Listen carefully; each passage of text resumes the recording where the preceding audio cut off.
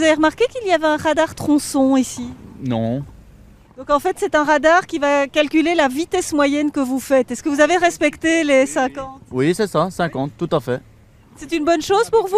C'est une habitude, tout le temps je suis à 50 ici. Je l'ai vu juste quand je suis arrivée. C'était indiqué à ma droite. Et vous avez bien respecté? Oui, oui. C'est une première en région bruxelloise. Un radar tronçon vient d'être installé boulevard Léopold III. Il permet de calculer la vitesse moyenne d'un véhicule sur une distance déterminée. À l'inverse des radars fixes ou des radars mobiles où on contrôle la vitesse à un point spécifique sur la route, ici on prend la vitesse entre deux points. Comment est-ce que ça se passe? Eh bien, il y a une caméra à l'entrée du tronçon et à la sortie du tronçon. Ce tronçon n'a pas été choisi au hasard, il est situé à la sortie de l'autoroute. Il n'est pas rare d'y voir des automobilistes dépasser la vitesse de 50 km/h. Très souvent, on est à des 120, 100, 120 km/h.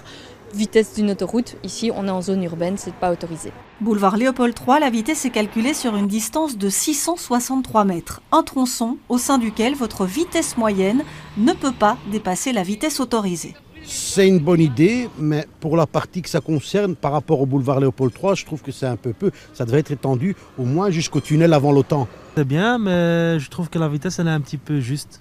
50 km/h, c'est pas assez? Pas assez, je pense. Vous pensez qu'on peut rouler plus vite ici? Un peu plus. Je pense qu'on peut rouler à 60-70. Mais pas de discussion possible. Pour la région bruxelloise, le contrôle de vitesse est prioritaire. Ici, les communes de Schaerbeek et d'Evere et la zone de police nord sont partenaires. Des discussions sont toujours en cours pour le tunnel Léopold II et depuis peu pour le tunnel Stéphanie.